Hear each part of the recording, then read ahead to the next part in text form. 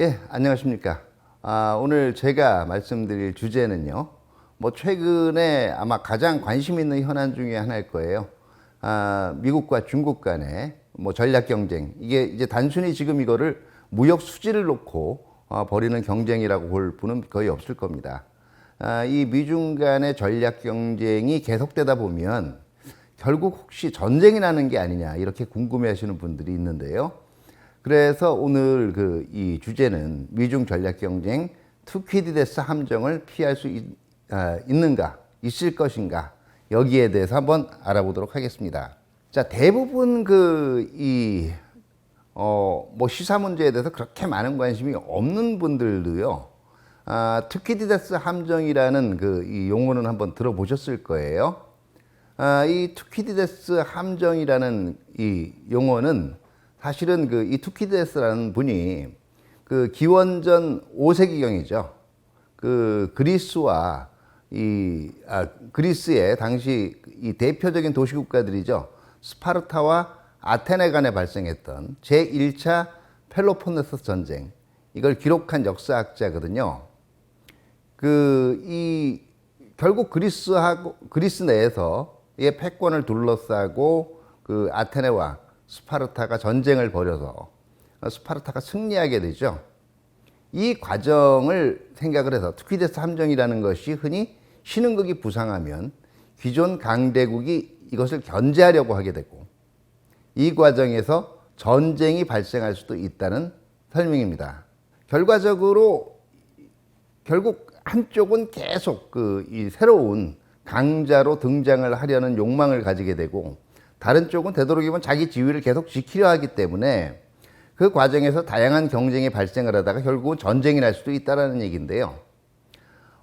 투키디데스라고 얘기를 하면은 벌써 이제 이 기원 전의 인물이기 때문에 이 투키디데스 함정이라는 용어도 굉장히 오래전부터 쓰여진 걸로 흔히 착각을 하는데요. 사실 이 투키디데스 함정이라는 용어가 처음 등장한 거는요, 한 10년도 되지 않아요. 2012년에 미국의 그라함 알리슨이라는 국제정치학자가 당시에 이 미중 간의 전략 경쟁에 관해서 분석한 글을 기고를 하면서 미중 간의 전략 경쟁이 투키디데스의 함정에 빠질 수도 있다라는 위험을 경고를 하게 되는데요. 이때부터 이 신흥국과 기존 강대국 간의 경쟁, 그리고 이로 인한 전쟁이라는 결과 자체를 투키디데스 함정으로 많이 설명을 하게 됩니다. 이 투키디데스 함정이라는 용어 자체로 보면 결국 이건 못 빠져난다는 얘기잖아요. 조금만 잘못 빠져들면 결국은 함정에 빠지게 되고, 그러면 결국 이게 돌이킬 수 없는 결과가 벌어진다는 건데요. 전쟁과 같이. 지금도 이 분석하시는 분들에 따라서 여러 가지 설명이 있어요. 미중 간의 전략 경쟁이 아예 전쟁까지는 가지 않을 것이다. 아니다, 이대로 가면 규모의 차이는 있을지 모르겠지만 결국은 전쟁이 날 것이다라는 설명을 하시는 분들도 있고요. 굉장히 의견이 다양하게 나오고, 이렇게 의견이 다양하게 나오는 이유는 분석하는 시각들이 조금씩 다 다르기 때문이에요. 오늘 저는 이 미중 간의 전략 경쟁을 주로 군사력 건설, 한마디로 얘기하면 군비 경쟁이죠. 암스 레이스 과정과 그 다음에 양국의 이제 군사 전략, 안보 전략의 차원에서 한번 설명을 해보고요. 과연 일부에서 걱정하는 대로 정말 이대로 미중 간의 전략 경쟁이 지속된다면 전쟁이라는 게 날 건가? 그리고 나게 되면 어느 시기 정도가 될 건가? 하는 거에 대해서 말씀드리려고 합니다. 예, 전쟁이라는 것 자체가 양측의 군사력끼리 부딪힌다라는 거잖아요. 그렇기 때문에 전쟁은 갑자기 일어나지 않습니다. 사실 나중에 전쟁이 발생하고 나면 전쟁 났구나 이렇게 생각을 하겠지만, 그 전쟁 나기 이전에 굉장히 많은 준비들을 하게 돼요. 이 전쟁을 준비하면서 자기 국가의 군사력, 흔히 사람으로 치면 근육이죠. 근육을 강화시키는 과정을 군비 경쟁이라고 하는데요. 이 군비 경쟁이 한번 일어나게 되면 흔히 이제 이 인간 간의 관계도 똑같습니다. 한쪽이 힘을 키우면 내가 이 가만히 있다가는 저쪽한테 당하게 되지 않을까 하는 그 불안감이 유발되죠.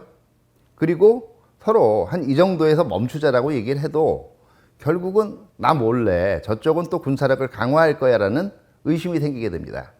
이렇게 일단 한번 군비 경쟁이 촉발되면 상대방이 나보다 항상 앞설지도 모르고 그 앞선 군사력을 이용을 해서 나를 공격할지도 모른다라는 불안감이 생기는데요. 이게 안보 딜레마라고 합니다.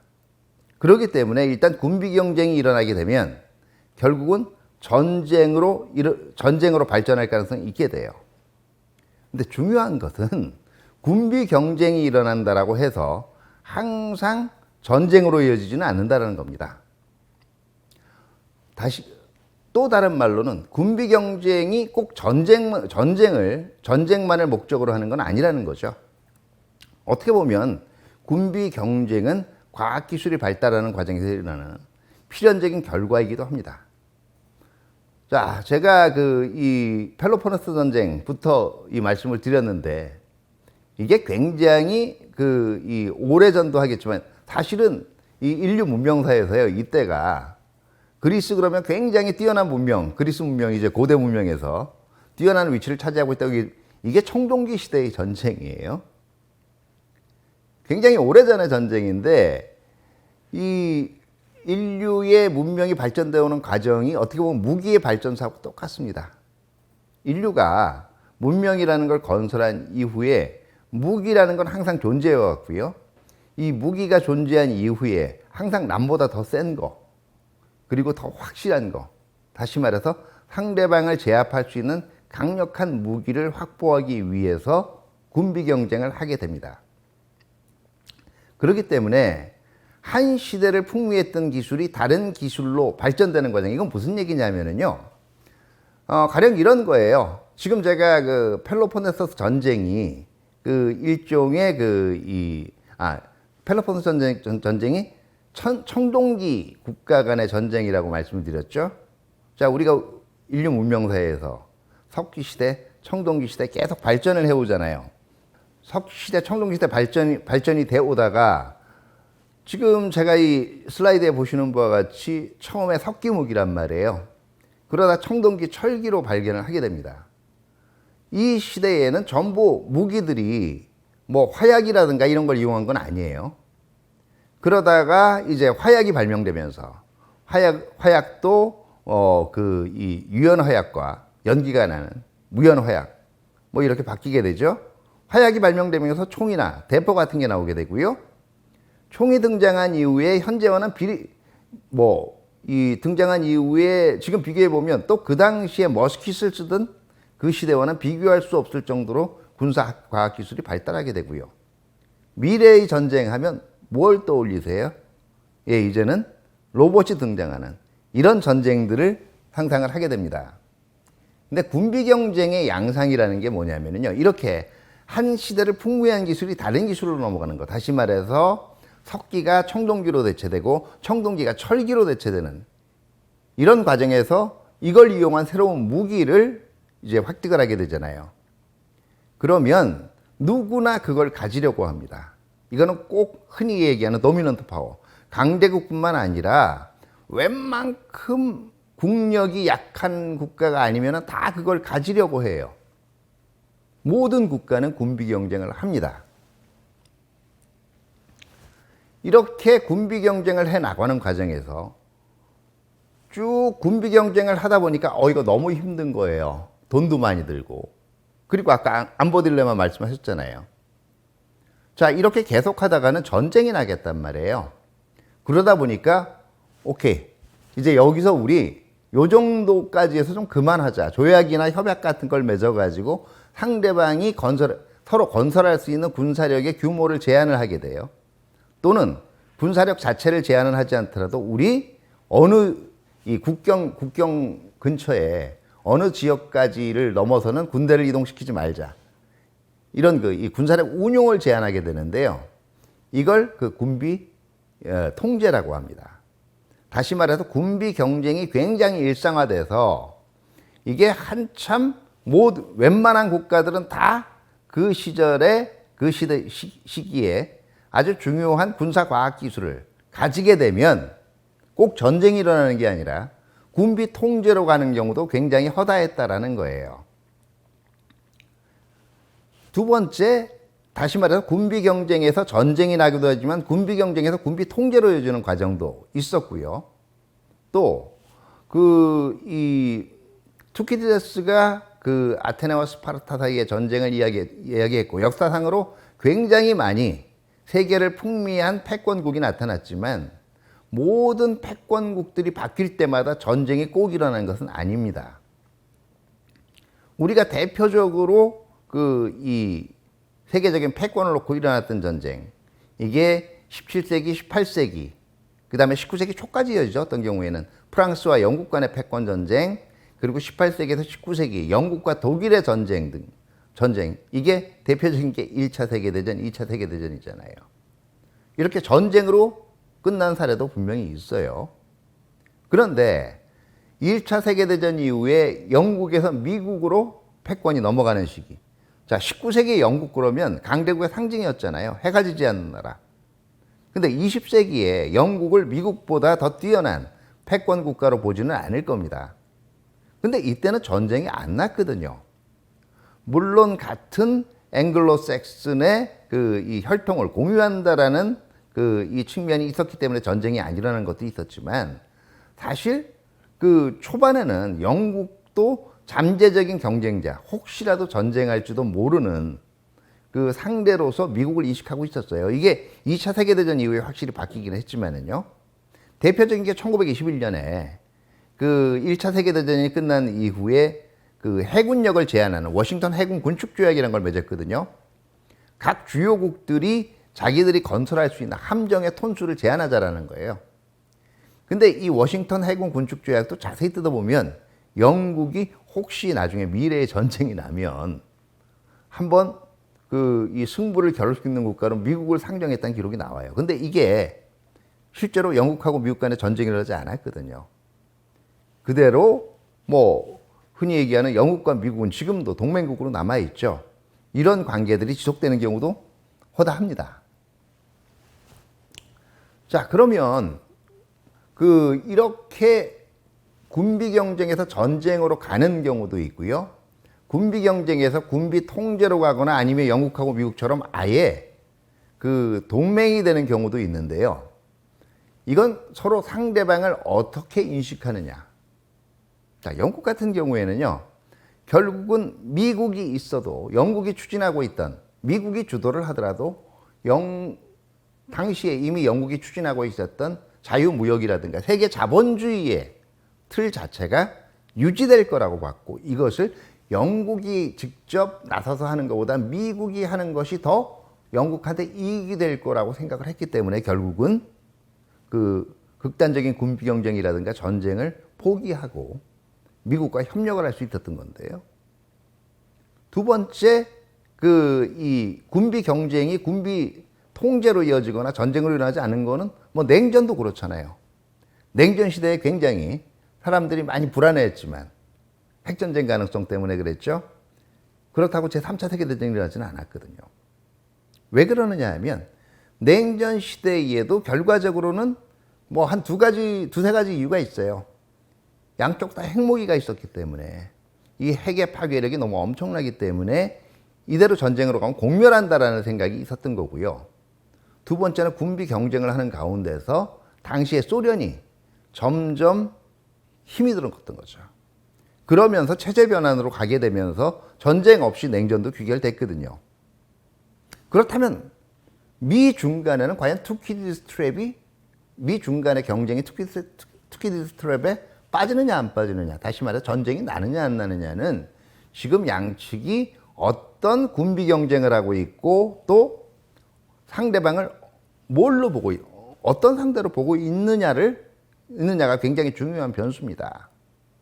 미국 같은 경우에는 지금도 그렇지만 이미 1990년대부터 우리가 흔히 얘기하는, 지금 많이 보고 있는 스텔스 기술이라든가 아니면 정보 중심의 전쟁이라든가 무인기라든가 이런 군사적 혁신을 가장 먼저 추진해온 국가고요. 지금 중국도 그렇고 다른 국가들이 미국의 군사 혁신을 따라해서 굉장히 미래 군사력으로 건설들을 하고 있지만 미국은 이미 서드 옵셋 전략이라는 걸 얘기를 하고 있어요. 옵셋이라는 게 어떤 겁니까? 이거 단순히 그냥 상대방이 이만큼 치고 올라오기 때문에 우리나라 말로는 옵셋은 상세라고 번역이 되죠. 근데 이 옵셋은요, 상대방과 비슷한 전력을 가지는 게 아니라 우위를 지니겠다는 거야. 나에 대해서 도전할 생각을 못 가지게 하겠다. 미국은 지금도 이 서드 옵셋 전략을 통해서 미래의 적이 될 수 있는 국가들이 감히 미국에 도전할 수 없는 능력을 갖추는 것을 목적으로 하고 있고요. 1990년대만 해도 중국은 이 미국을 비롯한 선진 군사 강국들을 캐치업하는 과정이었어요. 그러면서 군사력이 현대화되면서 중국의 외교 목표도 점차 야심차게 변해갑니다. 화평 굴기. 이게 90년대 이 중반 이후에요. 평화로운 발전을 모색을 하겠다. 그러다가 2000년대 초반에 이게 후진타오 시대로 들어서면서 조화세계. 이게 겉으로 보면 하모니어스 월드라는 게 모든 국가가 조화로운 거라는 게 나쁜 건 아니잖아요. 근데 저 용어의 끝에는 조화를 어기는 세력이 있다라는 거예요. 각 국가들이 오손도손하는 질서를 파괴하는 세력이 있다라는 거죠. 그걸 미국으로 보는 겁니다.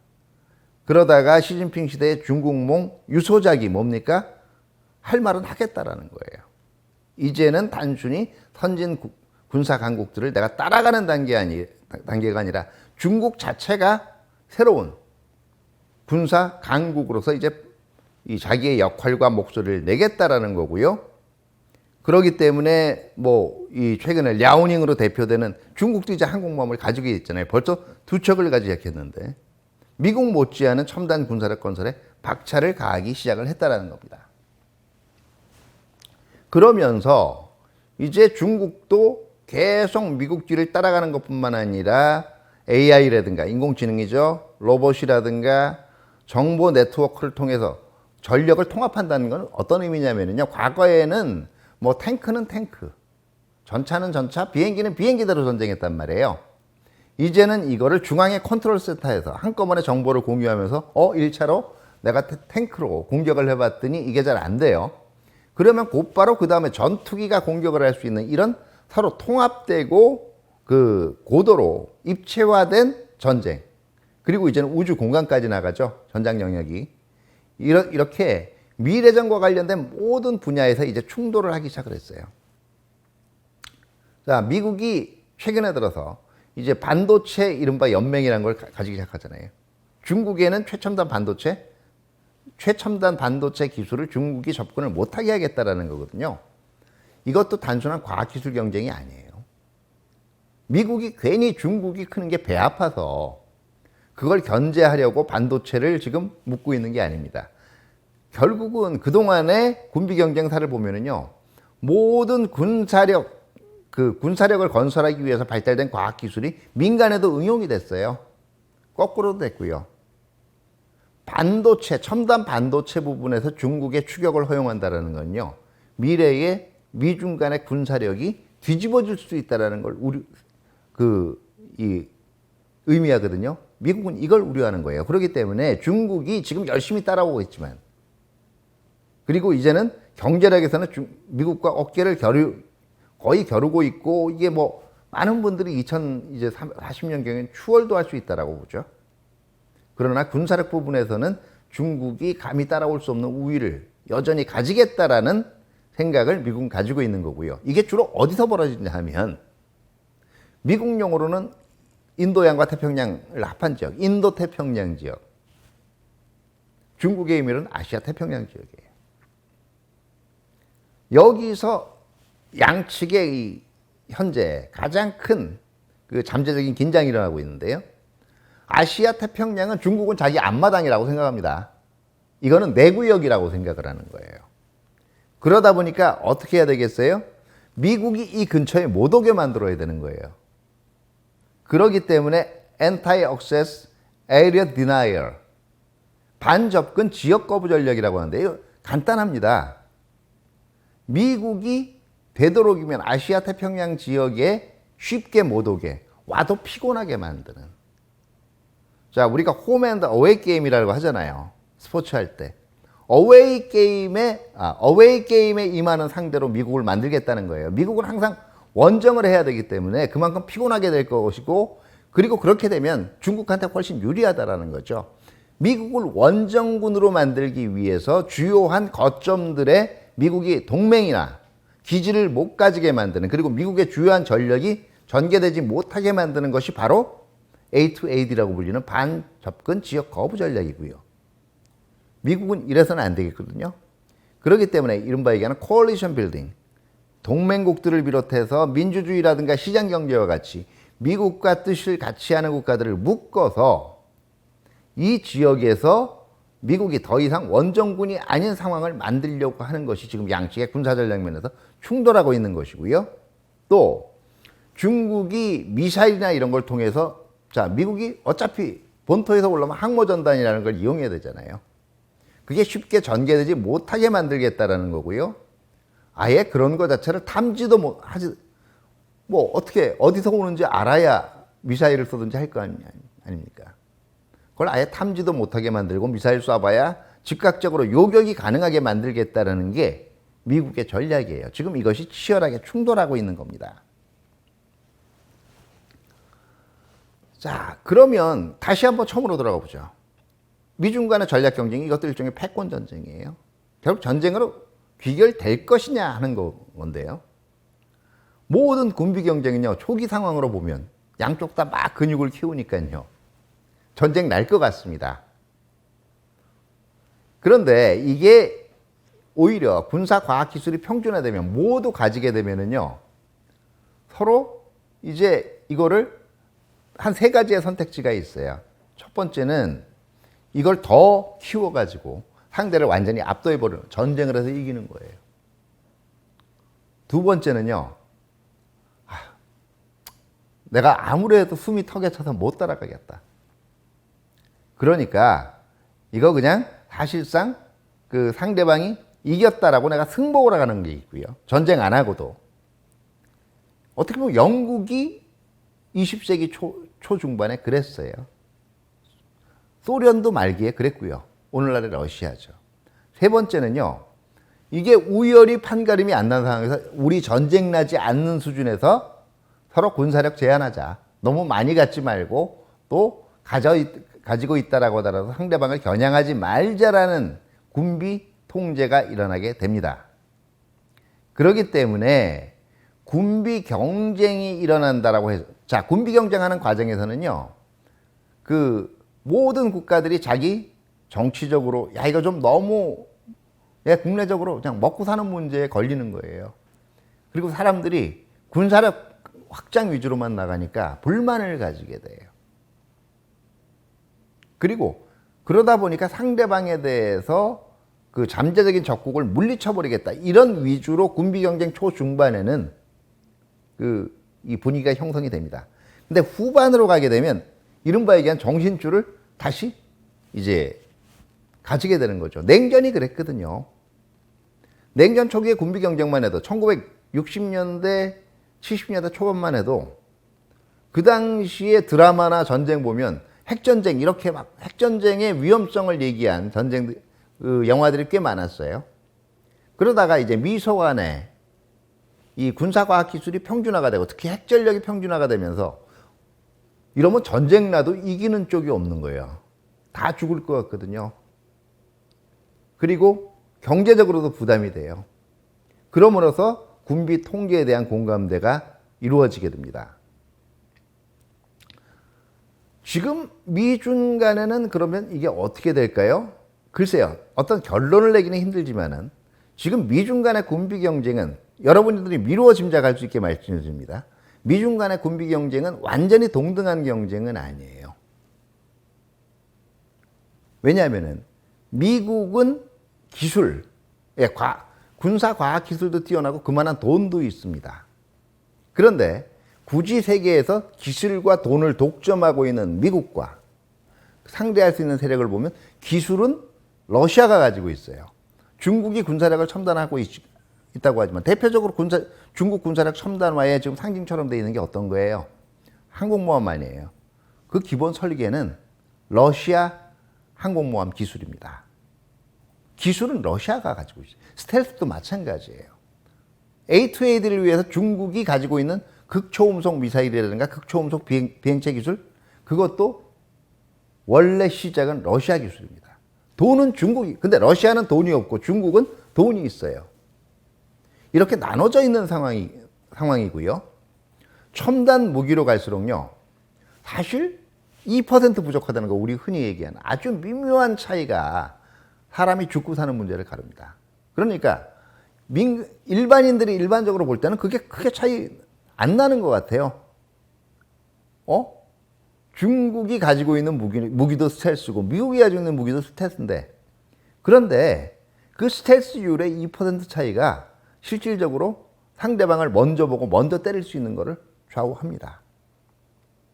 이 기술에 있어서는 앞으로 제가 볼 때 10년 또는 20년이 지나도 중국이 이걸 추월하기에는 한계가 있다는 것이고요. 두 번째는요, 기술보다 더 뛰어난 게 바로 개념이에요.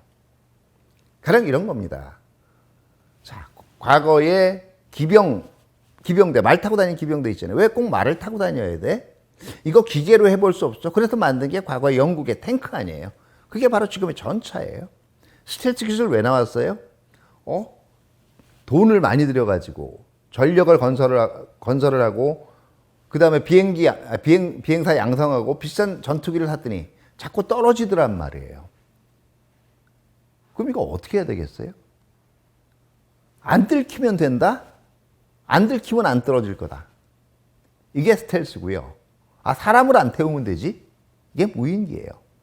이걸 바로 개념의 혁신성, 선도성이라고 하는데, 이게 아직은 중국은 남의 거를 주로 받아들이다 보니까 이게 부족하다는 한계는 분명히 있는 거고요. 그렇기 때문에 미중 전략 경쟁에서 희망적 측면을 보면은요, 완전히 결렬, 그리고 전쟁까지 가기에는 양측 다 잃을 게 너무 많다라는 거예요. 그렇기 때문에 어떤 부분에서는 완전히 따로 떨어져 있지만 어떤 부분에서는 따로 또 공존을 할 수밖에 없는 상황이라는 거고요. 결국은 미국과 중국 역시 모두 전쟁 왜 합니까? 전쟁 내가 살기 위해서, 내가 잘 살기 위해서 하는 거예요. 내가 죽어서라도 상대방을 죽게 만들어야겠다? 이런 전쟁은 사실상 없습니다. 그게 굉장히 그런 전쟁이 있잖아요. 이게 그거는요, 나름대로는 남들이 보기에는 그런 심정으로 전쟁하는 것 같지만, 그런 심정으로 전쟁하는 사람들 자체도 저쪽보다는 가능성이 낮지만 나도 이길 수 있어. 이 조건들만 맞으면. 이렇게 생각해서 하는 겁니다. 그렇기 때문에 가장 어떻게 보면 비문이죠. 논리적 모순이 있는 말이 자포자기식으로 전쟁한다라는 거예요. 그렇기 때문에 지역적으로 분쟁이 일어난다든가 아니면 대리전이 일어난다든가 무력 시위 같은 게 있을 수는 있겠지만, 이게 전면적인 전쟁으로 발전하기에는 한계가 있다라는 거고요. 그런데 또 우려의 측면도 있어요. 자, 코로나 사태 이후에 한번 보게 되면요, 미국하고 중국 역시 모두 상대방에 대해서 같이 갈 수 있지 않은 생각보다는요, 저 체제가 나의 생존을 위협하는 존재로 보기 시작하는 거예요. 그리고 자포자기식 전쟁은 없지만 오인에 의한 그냥 아주 사소한 우발적인 충돌이에요. 근데 저 친구가 나를 공격할 의도가 있구나. 이렇게 오인으로 시작된 전쟁이 인류 전쟁사에서 거의 절반 정도가 됩니다. 그렇기 때문에 사소한 충돌이 전쟁으로 비화될 위험도 있는 거고요.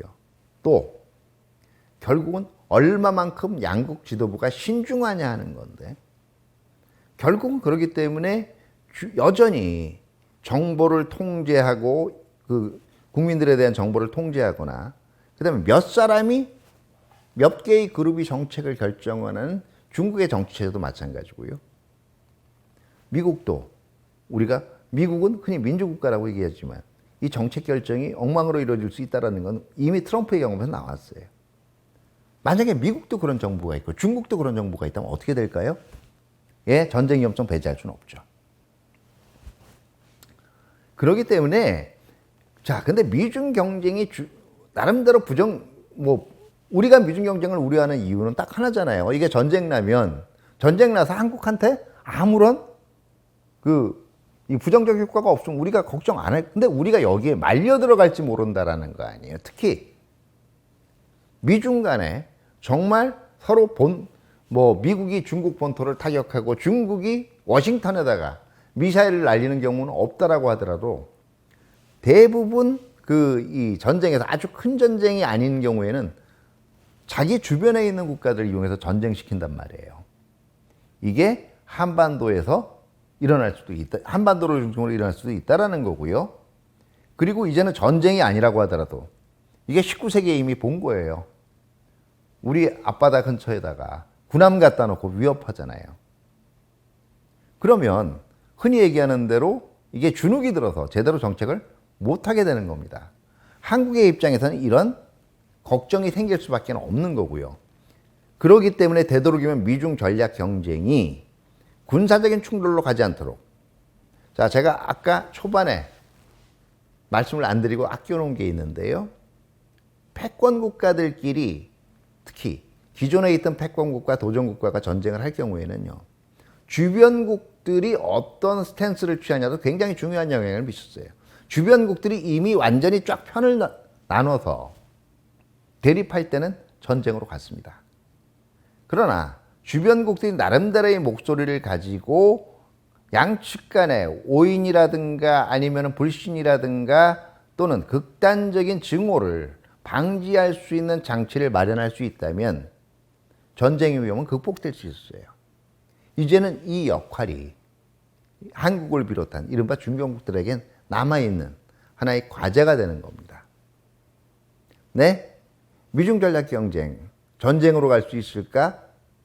제가 결론적으로 드릴 수 있는 얘기는 하나예요.